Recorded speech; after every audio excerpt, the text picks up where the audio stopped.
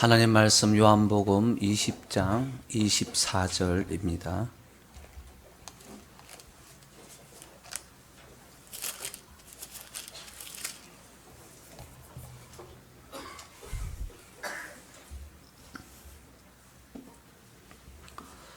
요한복음 20장 24절에서 31절 말씀 제가 봉독해 드리겠습니다.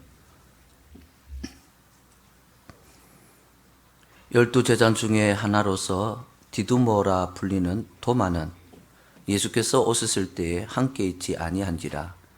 다른 제자들이 그에게 이르되 우리가 주를 보았노라 하니 도마가 이르되 내가 그의 손에 못자국을 보며 내 손가락을 그 못자국에 넣으며 내 손을 그 옆구리에 넣어보지 않고는 믿지 아니하겠노라 하니라.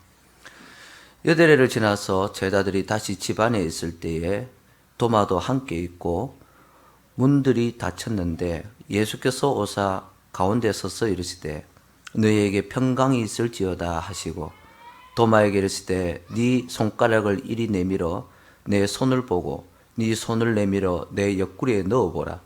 그리하여 믿음 없는 자가 되지 말고 믿는 자가 되라. 도마가 대답하여 이르되 나의 주님이시요 나의 하나님이시니이다. 예수께서 이르시되 너는 나를 본고로 믿느냐? 보지 못하고 믿는 자들은 복되도다 하시니라.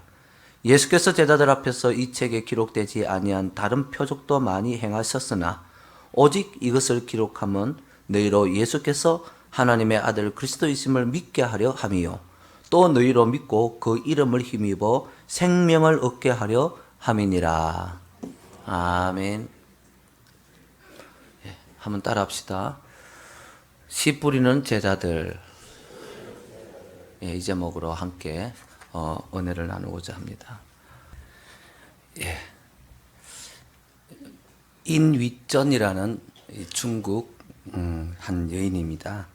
여인인데 중국의 내몽고에 있는 마오오수 사막 사막의 10분의 1을 숲으로 바꿨던 거죠. 25년 동안 80만 그루의 나무를 심어서 지금 사람들이 그곳에서 함께 생활하고 생명을 가지고 있습니다.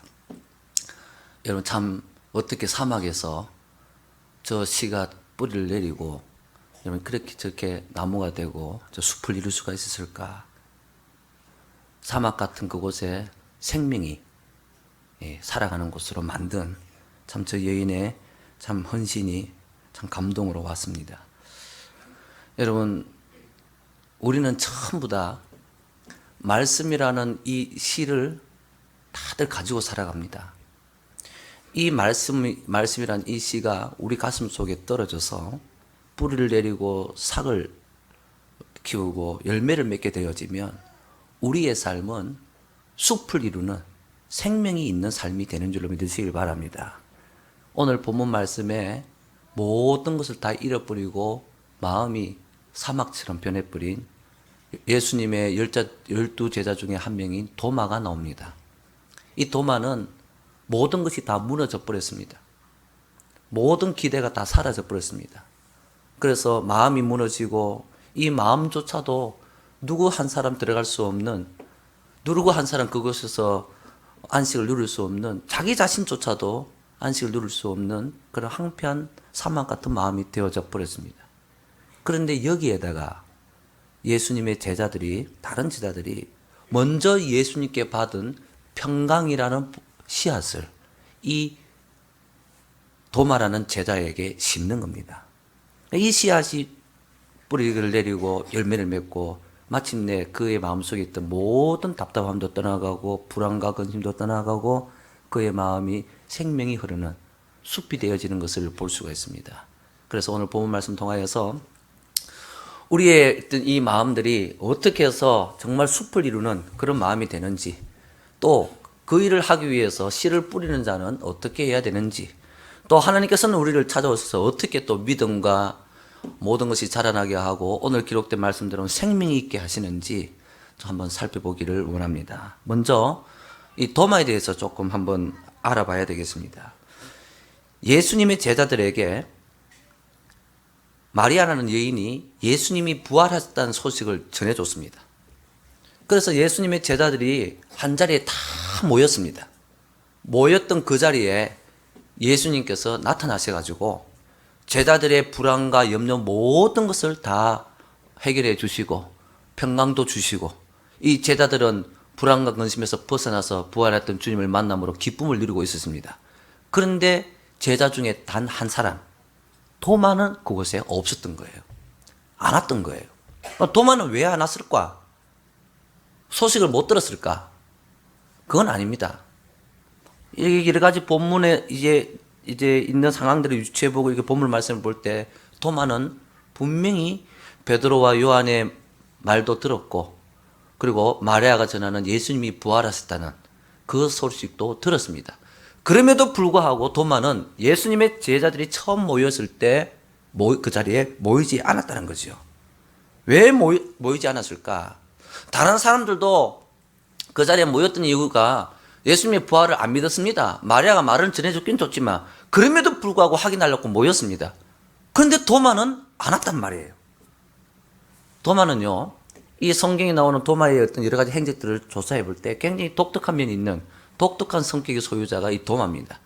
도마가 어떤 사람이냐면요, 도마 얘기가 제일 먼저 나오는 게 나사로가 죽은 그 사건 때 도마가 제일 먼저 언급이 됩니다. 예수님이 아끼는 나사로가 병들었다는 소식을 듣고 이 예수님께서 유대로 땅으로 들어가는 일이 나옵니다. 그때 당시 예수님은 유대 밖에 있었습니다. 왜냐하면 유대인들이 예수님을 죽이려고 모의하고 작정하고 있었기 때문에 임시로 피해서 밖에 있었습니다. 그런데 그때 사람들이 예수님이 사랑하는 나사로가 병들어 죽어가고 있다는 소식을 듣습니다. 그때 예수님께서는 그 소식을 듣고 바로 이 나사로한테는 안 갑니다. 그때 도마는 그렇게 생각을 합니다. 아이고, 우리 주님 혹시나 가자 그랬는데 안 가서 다행이다. 지금 가면 절대 안 된다. 병들었지만은 그렇게 안심을 했습니다. 그런데 나사로가 죽었다 소식을 듣습니다. 그리고는 예수님께서 제자들한테 유대로 가자라고 얘기하는 거예요. 그때 이 도마라는 사람이 뭐라고 대답하는가 하면 이렇게 얘기합니다. 다른 제자들하고 우리가 주와 함께 죽으러 가자. 그러니까 지금 도마는요, 죽은 나사로를 살리기 위해서 예수님이 자기들과 함께 유대로 땅으로 들어간다는 것은 개죽음 당하는 것밖에 안 된다, 이렇게 생각을 하는 거예요. 도마는 굉장히 현실이 중요한 사람이었습니다. 현실적으로 유대 땅은 너무 위험하기 때문에 가고 싶지 않은 거예요. 그곳에 가는 것은 죽으러 가는 것과 똑같은 겁니다. 그런데도 이 도마는 특이하게 주님이 가니까 따라는 갑니다. 그러니까 자기가 싫은 것은 싫다고 분명히 표현하면서, 그래도 어쩔 수 없이 가야 되니까 또 가는 거예요. 여러분, 오늘날 우리 대부분의 사람들 모습하고 똑같습니다. 주님이 우리한테 무슨 말씀을 할 때 그 말씀이 우리가 믿음이 없어가지고 잘 못 지킬 때가 많이 있습니다. 그럼에도 불구하고 또 우리는 주님 만나러 교회 나왔잖아요. 이런 우리들 모습하고 똑같다는 거예요. 그리고 또 도마 사건이 하나 더 기록되어져 있는데 예수님께서 제자들을 향해서 이렇게 얘기합니다. 내가 하늘에 처소를 예비하러 간다. 그러면서 너희들이 그 길을 알 것이다, 이렇게 얘기합니다.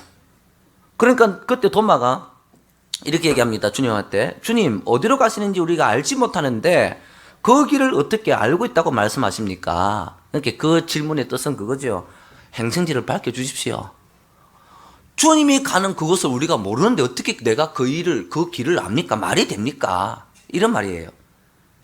그러니까 도마는요, 예수님을 너무너무 사랑했습니다. 그래서 예수님과 늘 함께 있기를 원했습니다. 또는 한편으로 도마는 너무 현실적이고 자기 생각에서 벗어난 것에 대해서는 잘 받아들이지 아니하고 모험을 좋아하지 않고 모든 것을 확인하고 검증해야지만이 믿고 따르는 과학적인 사고를 하는 사람이었다는 거예요. 남이 얘기하는 것으로서는 내가 못 믿겠다는 겁니다. 도마는 왜 그랬을까? 왜 그런 생각을 했을까? 도마는 이미 모든 상황을 정리를 해버렸습니다. 주님이 죽으심으로. 주님이 죽었다, 현실적으로. 그럼 끝이다는 거예요. 그러면 주님이 없는 세상에서 나는 어떻게 할까? 자기 나름대로 앞으로 계획을 다 세워놨습니다. 아, 이렇게 이제는 해야 되겠구나. 그리고 정말 이제는 내가 새롭게 주님 없는 삶을 나 혼자 준비를 해야 되겠구나. 나름대로 준비를 다 해놓은 거예요. 그런데 느닷없이 제자들이 와서 주님 살아났다. 그러니까 이걸 거부해버리는 거예요. 자기 세계를 허물고 그보다 더 큰 사실을 받아들이는 것을 거부하는 겁니다. 자기는, 이 도마는요, 자기가 만든 그 세상, 자기가 만든 그 가상 공간, 가상 전제 하에서 계속 머물기를 원했던 겁니다. 여러분, 이걸 보고 신약적 용어로 뭐라 그러는가 하면 나르시시즘 이렇게 얘기합니다. 나르시시즘이라는 이런 거예요. 사람들이 마치 자기가 만든 세계 안에서 들어가서 자기가 왕으로서 군림을 합니다. 그 안에서 모든 걸 다 합니다. 그 안에서도 놀기도 하고 그 안에서 생각을 합니다. 이렇게 자기 나름대로 자기 세계를 만들어 놓고 구축하면서 살아가는데 어떤 새로운 사실이 그 세계를 무너뜨리고 자기한테 들어오려고 할 때 그것이 사실인지 아닌지는 상관없어요. 무조건 거부해버립니다. 여러분, 이것이 여러분 황폐한 마음이에요. 다른 그 어떤 것도 진리든지 진리가 아닌지 사실인지 사실이 아닌지 우리 안에 들어와서 그것이 정착하지 못하도록 하는 마음, 이 마음이 여러분 황폐한 마음입니다. 사막과도 같은 마음이죠.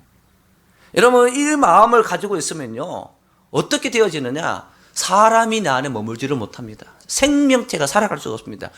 그 자리에는 다른 사람뿐만 아니라 나의 생명도 나의 황폐한 마음에서는 살아갈 수가 없다는 거예요. 지금은 목사님이 되었지만 하덕규씨라는 가수가 부른 가시나무라는 여러분 노래 아시죠? 내 속엔 내가 너무나 많아 당신의 쉴 곳 없네. 우리 전부 다 내가 너무 많은 거예요. 자기 세계 안에 빠져 있는 거예요. 이렇게 황폐한 마음을 가지고 있으면서도 또한 또 인간은 또 어떻게 하느냐, 남들로부터 사랑받기를 원합니다. 정작 자기 안에는 자기 생명도 살 수 없는 마음이 되어져 버렸는데 다른 사람으로부터 사랑을 받기를 원한다. 그러니까 여러분 사랑이 오지 않는 거지요. 자신을 알아달라고 얘기를 합니다. 그리고 자신이 그 마음의 상태, 이 상태를 여러분 어떻게 하지 못하니까 이건 그대로 두고 그냥 밖의 것을 열심히 하면서 밖의 것을 꾸미면서 살아가는 게 오늘날의 사람들의 모습입니다. 너무 메말라 있습니다. 자기 자신조차도 그 안에서 살아갈 수 없을 정도의 마음을 가지고 있다는 거죠. 여러분, 이 마음이 예수님을 만나고 난 다음에 여러분 새로운 마음이 되어졌고 생명이 기거하는 그런 도마가 되어진 줄 믿으시길 바랍니다. 도마가 고백한 주님은 나의 주님이시요 나의 하나님이신다는 이 고백은 요한복음 전체의 주제예요. 그 주제에 해당하는 그 뛰어난 고백을 도마는 하게 되어졌다는 겁니다. 도대체 그러면 도마 속에서 어떤 일이 일어났기 때문에 이게 가능했을까? 그리고 도마가 이렇게 되도록 하기 위해서 다른 제자들은 도마를 어떻게 도와줬을까? 이걸 한번 좀 살펴봐야 될 줄로 믿습니다. 여러분, 예수님께서 제자들의 마음에 먼저 평강을 주었습니다. 갈등과 불안과 염려에 쌓여 있는 그들에게 평화로울 수 있는 마음을 주었습니다. 그리고 또 다른 평안을 주면서 이걸 다른 사람한테 전달하라고 그랬습니다. 그 상황으로 제자들은 이제 평강을 받아가지고 있는데 제일 먼저 전달해야 할 사람이 누구냐면은 바로 동료 제자 도마였습니다. 여러분, 오늘날 마음이 황폐한 사람들이 교회 밖에만 있다고 생각하는데 아닙니다. 도마는요 예수님을 3년 동안 따라다녔습니다. 오늘 이 자리에 저를 비롯해서 예수를 얼마나 믿든지 상관없이, 직분에 상관없이 그 누구도 여러분 마음이 황폐해서 도마처럼 되어질 수 있다는 것을 여러분 아셔야 됩니다. 제자들이 제일 먼저 이 복음, 평강이라는 이 복음을 심은 게 불신자가 아니고 누구냐? 자기 동료 예수님의 제자 도마에게 심었다는 거예요. 도마는 제자들이 그 심는 믿음, 씨앗, 예수님이 살아났었다. 그 예수님이 우리한테 평강을 주셨다. 그러니까 안 믿는 거예요. 내가 직접 보았다 그래도 안 믿는 거예요. 도대체 이 도마의 마음이 얼마나 황폐해졌으면 내가 봤다고 그러는데도 그 말조차도 믿지 않는 겁니다. 그러면서 한다는 말이 내가 직접 만져봐야 내가 믿겠다는 거예요. 여러분, 이런 말을 하고 있는 도마를 제자들은 버리지 않았습니다. 제자들은 이 도마를 돕기 시작합니다. 어떻게 도왔느냐? 이렇게 도왔습니다. 예수님을 처음 만나고 난 다음에 한 주간이 지납니다. 다시 안식일이 돌아옵니다. 다시 안식일이 돌아왔을 때 제자들은 다시 자기들이 제일 처음에 예수님을 만났던 그런 것처럼 자기들의 상황을 만듭니다. 여러분 한번 읽어볼까요? 26절에 8일을 지나서 제자들이 다시 집안에 있을 때에 도마도 함께 있고 문들이 닫혔는데 예수께서 오사. 자, 여러분 이제는 제자들이 문을 잠글 이유가 없습니다. 왜 잠갔겠을까요? 자기들이 예수님을 만났을 때하고 상황을 똑같이 만드는 거예요. 우리가 말로 아무리 설명을 해도 도마가 안 믿으니까 니도 직접 한번 경험해봐라. 그래서 예수님이 자기를 만나셨던 그 상황을 똑같이 만들면서 도마로 하여금 어떻게 하든지 설득을 해가지고 그 자리에 앉아있게 만드는 겁니다. 그러면서 제자들이 어떻게 했겠습니까? 주님이 다시 나타나서 또 다시 도마에게 자기들에게 한 것처럼 해주기를 기대하고 소망하는 가운데 그 일을 행하고 있다는 겁니다. 여러분 한번 만나고 난 다음에 다른 제자들이 주님을 또다시 만났을까요? 만나가지고 주님 도마가 이러는데 우리가 고려할 때 주님 한번 나타나십시오 이렇게 부탁을 했을까요? 안 했습니다. 그런데 이 제자들은 도마를 돕기 위해서 자기들이 전하는 이 말을 갖다가 도마가 안 믿으니까 그러면 우리가 체험한 것처럼 니도 똑같이 체험하라는 그 상황을 만들면서 어떻게 만들었느냐? 예수님이 다시 우리에게 나타나 주실 것이다. 이 기대와 소망을 가지고 그 모임을 만든 거예요. 여러분 오늘날 우리가 참 한 사람을 예수 믿게 만드는 게 참 힘이 듭니다. 그 사람의 마음속에 씨를 뿌려가지고 그 사람의 마음에 여러분 이 복음이 뿌리를 내리고 그 사람의 마음이 생명이 흐르고 그 사람이 다시 살아나게 하는 이 일을 하는 것이 상당히 힘이 듭니다. 여러분 우리가 그렇게 자라나게 하고 우리가 그 사람으로 하여금 주님을 믿게 만들려고 하면 여러분 절대로 우리는 불가능한 일을 시도하고 있는 것입니다. 우리도요 제자들이 했던 것처럼 그 사람이 어떻게 되든지 신경 안 쓰고 우리 자체가 기대와 소망을 가지고 이 모임을 만들어야 된다는 거예요. 주님, 내가 제일 처음 만났던 그 주님, 내가 예배 시간에 경험했던 그 은혜, 내가 예배 시간에 해결받던 그 모든 문제들, 그 문제들을 주님 오늘도 똑같이 일어나게 해 주시옵소서. 주님, 우리 가운데 갈등과 긴장을 가지고 있는 사람이 여기 나와 있습니다. 근데 이 사람 주님 안 믿습니다. 주님 믿는 믿음이 없습니다. 그리고 실제로 억지로 그냥 끌려와가 앉아 있습니다. 주님, 나를 만나 주셨듯이 이 사람을 주님 만나 주시옵소서. 먼저 믿은 우리가, 먼저 받은 우리가 그 예배의 모임의 자리를 만드는 거, 이게 바로 제자들이 씨를 뿌리는 것 전부였다는 겁니다. 자기들이 믿게 만드는 게 아니었다는 거예요. 주님, 오늘 이 분이 병에 걸려 있습니다. 이 병 때문에 자신도 고통받고 옆에 보고 있는 우리도 마음이 안쓰럽고 힘듭니다. 주님, 이분을 고쳐 주시옵소서. 여러분, 심지어는요, 옆에서 아무리 진짜 옆에서 실제로 사건이 일어났는데도 불구하고 자기는요, 안 믿어지는 경우가 너무 많이 있어요.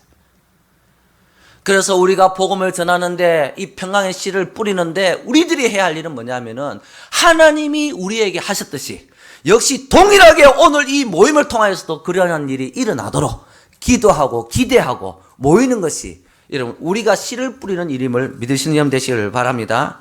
고린도전서 3장 6절에 바울이 이렇게 고백합니다. 나는 심었고 아볼로는 물 주었고 오직 자라나게 하시는 분은 하나님이시다. 아멘. 여러분 제가 여러분한테 설교를 해가지고 뭐 어떻게 해가지고 여러분의 믿음이 자라나고 여러분 문제가 해결되고 그거 아닙니다. 주님이 하시는 거예요. 주님이 하시는 거예요. 자, 그러면 주님은 도대체 이 도마의 이 불신을 어떻게 깨버렸고 이 도마의 황폐한 마음에 어떻게 이 숲을 만들고 생명 있게 하시느냐, 그 과정을 한번 살펴보기를 원합니다. 자, 도마가 제자들이 도마한테 그럽니다. 예수님 살아나셨다. 우리가 봤다. 그러니까 도마가 25절에 내가 그의 손에 못자국을 보고 내 손가락을 그 못자국에 넣으며 내 손을 그 옆구리에 넣어보지 않고는 믿지 아니하겠노라. 야, 여러분이 대단한 겁니다. 어떻게 그걸 만져가 손가락을 갖다가 못 잡고 집어넣고 옆구리 손을 여러분 이거는 극단적인 절대 안 믿겠다는 겁니다. 이 말을 딱 한 거예요. 자, 그런데 이 제자들의 동료와 권면에 의해서 자기도 이제 그 자리에 있게 되어진 겁니다. 있게 되었는데 아니나 다를까 주님이 기대를 저버리지 아니하고 이전에 나타났었던 똑같은 모습으로 여러분 문이 닫혀 있는데도 나타나신 거예요. 그리고는요 도마한테 이 얘기를 합니다. 뭐라고 합니까? 27절에 네 손가락을 이리 내밀어 내 손을 보고 네 손을 내밀어 내 옆구리에 넣어봐라. 이렇게 얘기를 합니다. 여러분 도마가 놀랬을까 안 놀랬을까? 도마가 놀랬겠습니까 안 놀랐겠습니까? 대답 좀 해보세요. 놀랬겠죠, 그죠? 근데 뭐 때문에 놀랬을까요? 예수님이 나타나신 거? 예, 그것도 엄청난 놀랄 사건이죠. 그런데 그 예수님이 지가 했던 말을 똑같이 하는 거야. 무슨 말인지 아시겠습니까? 분명히 이거는 왜냐하면 다른 제자들도 예수님 안 만나서 일러 바칠 수가 없어. 그런데 내가 그때 내가 제자들한테 했는 말을 예수님이 다 듣고 있었는 거야. 그러면서 자기한테 네가 이래봐라. 이래 안 그랬느냐. 도마가 여러분 제가 하나 물어봅시다. 도마가 예수님 손자국 만졌을까 안 만졌을까? 옆구리에 손 넣어봤을까 안 넣어봤을까? 성경에는 안 나와 있습니다. 한번 상상해 보세요. 만졌을까요? 못 만집니다. 왜? 도마는 이미 충격에 빠져버렸습니다. 왜 빠졌습니까? 내가 한 말을 어떻게 알고? 자기가 한 말 그대로 주님이 내뱉어버려요. 그렇다면 주님은 그때 자기가 그 말할 때 주님 분명히 없었는데 주님이 다 듣고 있었단 말이잖아. 아멘?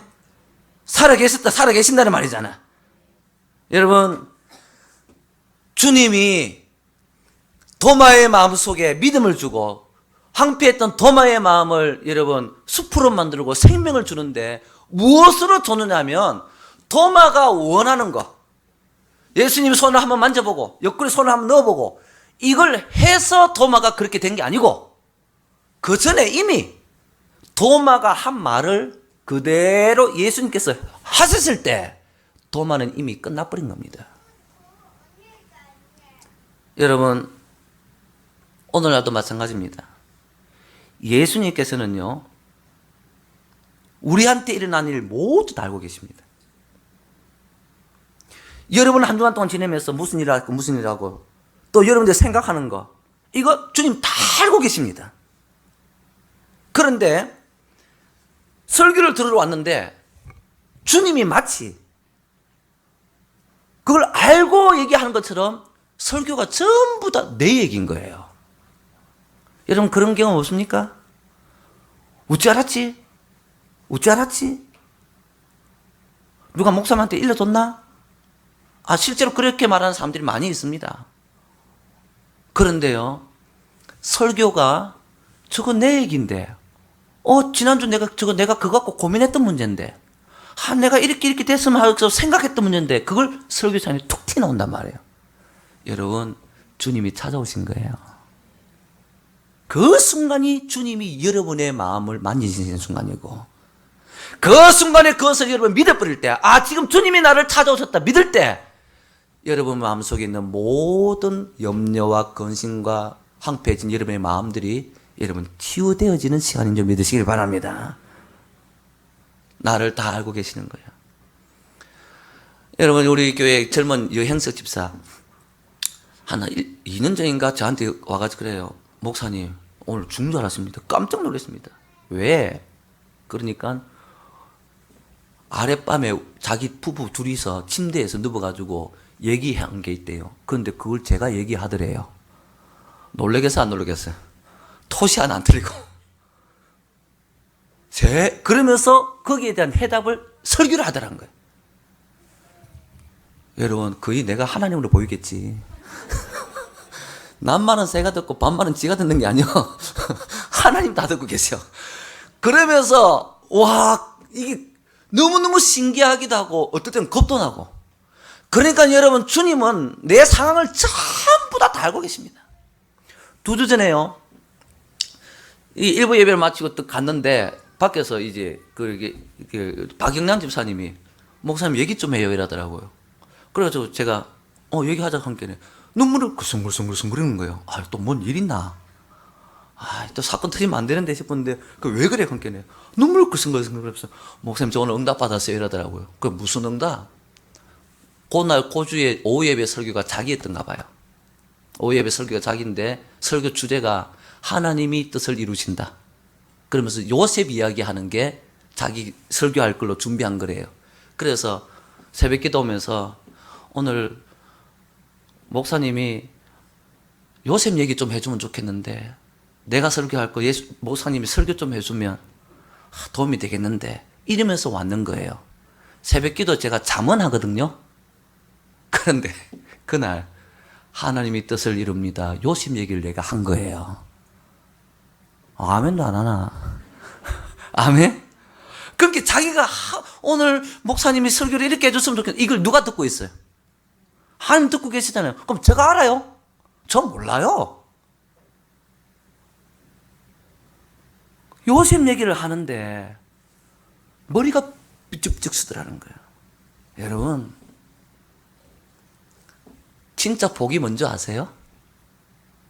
여러분들이 생각한 거, 여러분들이 고민하고 있는 거, 주일날 교회 왔을 때 그 문제가 설교로 나한테 들릴 때 여러분, 이거는요 축복 중에 축복입니다. 하나님이 내 문제를 듣고 있다. 그리고 바로 말씀해 주신다. 여러분, 이거는 나한테 지금 하늘문이 열린 겁니다. 주님이 우리를 그렇게 찾아오신다는 거예요. 도마가 예수님의 손자국을 만지고 예수님의 옆구리를 만져가지고 있으면서 깨진 게 아닙니다. 그걸 보고 여러분, 도마가 깨진 게 아니라고요. 예수님이 네 그랬는데 한번 해봐라, 그 말 듣고 넘어간 거예요. 여러분, 오늘도 이런 마찬가지입니다.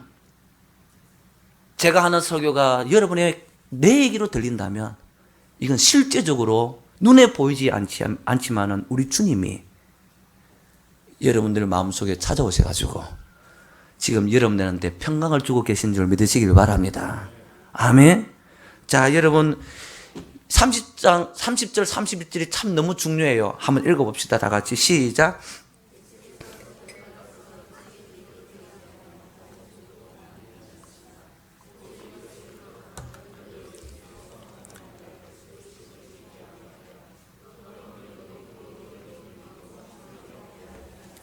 자, 내용은 이런 겁니다. 예수님께서 행하신 표적이 많이 있다. 병자를 낫게 하고 막 이런 간증들, 사건들 이런 거 많이 있는데 그것보다는 내가 이 하나님의 말씀 이걸 기록했다. 이게 너희들한테 생명을 줄 것이니라. 여러분, 우리는 그렇습니다. 주님, 내 지금 요 문제를 지금 가지고 있는데 요 문제 해결해 주면 내가 주님 인정하고 주님 믿고 믿음으로 살랍니다. 이렇게 많이 시작을 합니다. 그런데 여러분, 주님은요 우리의 문제를 해결해 주셔서 우리를 만나시는 걸 원하지 않고 우리에게 말씀을 주심으로, 말씀 자체를 믿게 하심으로, 어떤 말씀? 주님의 모습을 보여주는 것이 아니라 주님이 우리한테 말씀을 주는데 나한테 가장 합당한 말씀, 이 말씀을 주는 것으로 여러분 나를 고쳐주신다는 거 믿으시는 여러분 되시길 바랍니다. 표적으로 하는 것이 아니라, 표적은 제일 처음 믿음이 없는 상황에서 하나님의 존재를 인정하기 위해서 우리한테 주어지는 것이고, 그 뒤로 믿음이 자라나고 우리가 신앙생활하고 여러분 이 신앙으로 세상을 이기고 나가는 이것은 하나님께서 우리한테 말씀으로 주시는 줄로 여러분 믿으셔야 됩니다. 아멘. 뭐 하나 사건 하나 일어나가지고 그거 하나 터져가지고 그래가지고 그거 하나 이루어져가지고 그래가지고 내 믿음 자라나는 게 아니란 거예요.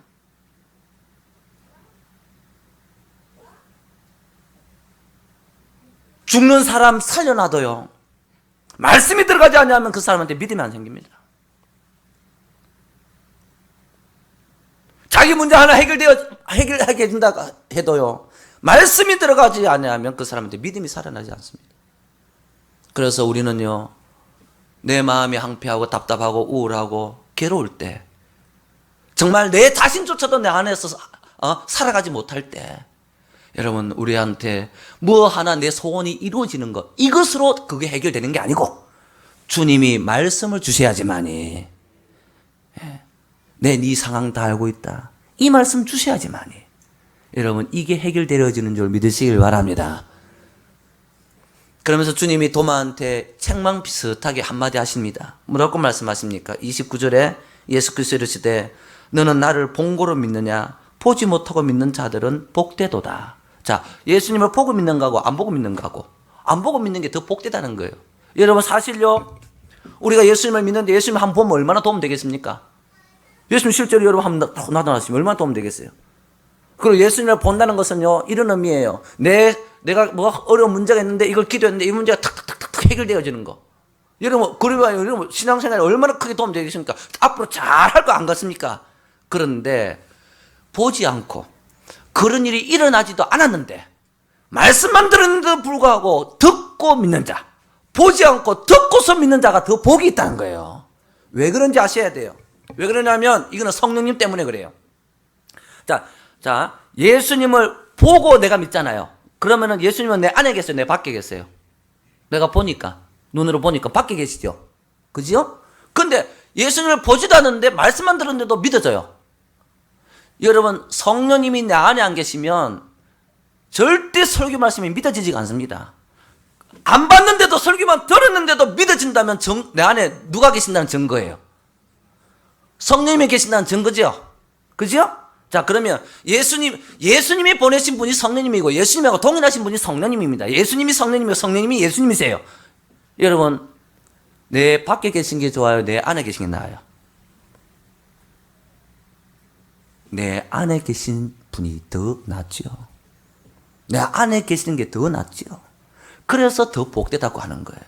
여러분, 내 환경의 문제가 해결되어져서 내가 믿음 생겨서 신앙생활 하는 거, 여러분, 이게 그 문제가 그런 일이 안 일어난다는 거 아닙니다. 분명히 그런 일이 일어납니다. 그 믿음은요, 조금만 바람이 불어도 사라져 버립니다. 조금만 다른 문제 한 개만 해결 안 돼도요, 여러분, 그 믿음 다 무너져 버립니다. 그러나 내 안에서 성령님이 계시고 내가 말씀을 들었는데 그 성령님이 나를 도와줘서 그 말씀이 믿어지게 되는, 그 말씀이 깨달아지게 되는 이 신앙이 더 복이 있다는 것입니다. 사랑하는 성도 여러분, 제가 아무리 설교를 해도 그게 내 얘기를 안 들릴 수가 있습니다. 제가 아무리 설교해도 그건 남 얘기입니다. 여러분, 성령님이 도와주시지 않는 거예요. 어떻게 여러분 그게 가능하겠습니까? 제가 설교하는데 여러분 이 앉아있는 사람이 몇 명인데 어째 그 전부 다 한 사람한테 다 동일하게 맞추겠습니까? 그거는요, 성령님이 내 안에 계신다는 증거예요. 성령님이. 여러분, 성령님이 하시는 게 뭐냐면은 말씀을 들을 때 나한테 깨달음이 일어나기를 역사를 하시는 게요. 내가 깨닫도록 내 지각이 여러분 새로워질 수 있도록, 그래서 무지에서 벗어날 수 있도록, 빛 가운데 거할 수 있도록. 아멘. 사람은요, 무지 안에서 살고 있습니다. 어떤 무지 안에서 살고 있습니까? 미래도 모릅니다. 단지 미래를 모르는 그 무지냐? 아니요. 지금 일어나고 있는 이 원인도 여러분 파악을 하지 못합니다. 무지예요, 무지. 사람들은 여러분 행복의 조건이 전부 다 바뀌었다고 생각합니다. 돈이 많거나 일이 잘 되거나 내가 성공하거나 이러면 나는 행복해질 거라고 생각합니다. 이것만큼 무지가 없습니다. 이거는 사기입니다. 이건 거짓입니다. 진짜 여러분 문제는 내 안에 있습니다. 내 안에 있습니다. 내 안에 문제지 내 밖에 문제가 아니라는 거예요. 여러분, 이 무지에서 벗어날 수 있는 방법은 오직 하나밖에 없습니다. 성령님께서 여러분 깨닫게 해주셔야 되는 거예요. 성령님께서 말씀을 들을 때 깨닫게 해주시는 거예요. 여러분, 그것이 깨달아질 때 실제로 내 안에 생명이 자라나기 시작한다는 거예요. 내 안에 여러분 평강이 이루어지기 시작한다는 거예요. 왜? 실제 문제가 파악이 됐기 때문에. 실제 원인이 파악이 됐기 때문에. 그래서 기도도 달라집니다. 그전에는 하나님 이거 주십시오, 이걸 해결해 주십시오 이랬는데 이제는 기도도 달라져 버립니다. 하나님, 내가 문제네요. 나를 바꿔주십시오. 내 안이 문제네요. 성령님이 여러분 말씀의 빛을 비춰주셔서 나의 무지가 떠나가고 그래서 내가 주님께로 오게 되어질 때 여러분 내게 있는 모든 것이 바뀌어지고 내 마음이 생명의 숲으로 바뀌어지는 줄 믿으시길 바랍니다.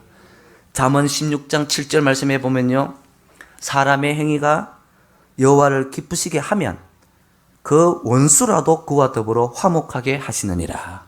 오늘 새벽에 있는 말씀입니다. 사람의 행위가 여호와를 기쁘게 한다. 이 말이 뭐냐? 자기 안에 있는 무지가 떠나가고 밝은 가운데 있게 되면, 하나님의 말씀이 그를 지배하게 되어지면 원수라도 그와 더불어 화목하게 되어진다. 즉 다시 말해서 환경도 바뀐다는 거예요. 여러분, 복음이 뭐가 복음이겠습니까? 너희의 불행은 밖에 있는 것이 아니라 안에 있다. 이게 복음이에요. 사람들은 그걸 인정을 안 해요. 그래서 복음은 뭡니까? 네가 문제니까 나를 바꿔서 모든 것을 되게 해주신다는 거예요. 아멘? 이게 복음이에요. 다른 게 복음이 아니라. 이 복음의 빛을 비춰주시는 거예요. 그러면서 내 안에 있는 불안과 염려와 의심을 주님께서 깨줍니다. 어떻게 깨줍니까? 내가 다 알고 있다. 내가 다 듣고 있다. 여러분, 오늘 말씀이 나한테 하는 말씀으로 들릴 때 그때 주님께서 여러분의 마음을 만지고 계시는 순간임을 믿으시길 바랍니다. 뭐 찌릿찌릿하고 느낌이 있는 게 아니에요. 내 마음 속에 평강이 찾아오게 되어집니다. 예수님께서 두 번째 나타났을 때도 제자들한테 동일하게 말했습니다. 너희에게 평강이 있을지어다. 할렐루야. 말씀을 맺겠습니다. 여러분, 울며 씨를 뿌리는 자는 기쁨으로 단을 거두고 온다 했습니다. 우리는 씨를 뿌려야 됩니다. 내 마음에도 씨를 뿌려야 됩니다.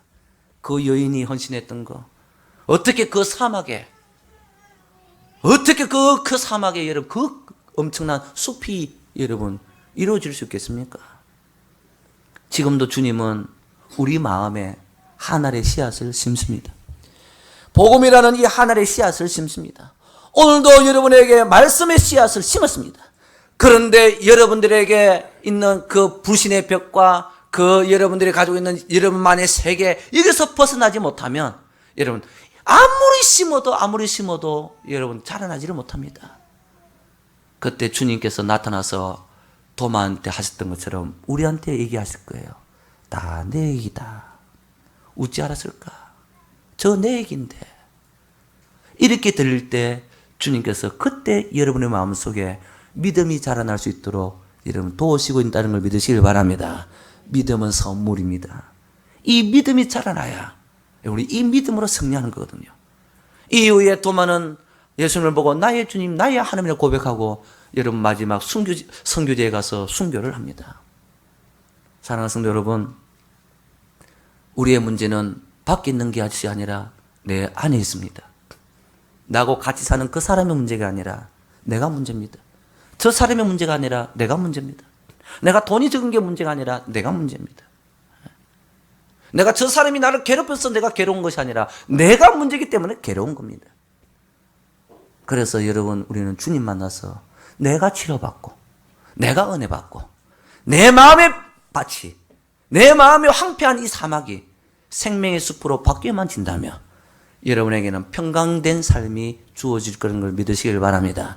주님이 다들 여러분 만져주시고 오늘도 말씀 가운데 여러분을 만나주시고 평강을 주시는 그런 복된 주일이 되시기를 주님으로 축원합니다. 할렐루야.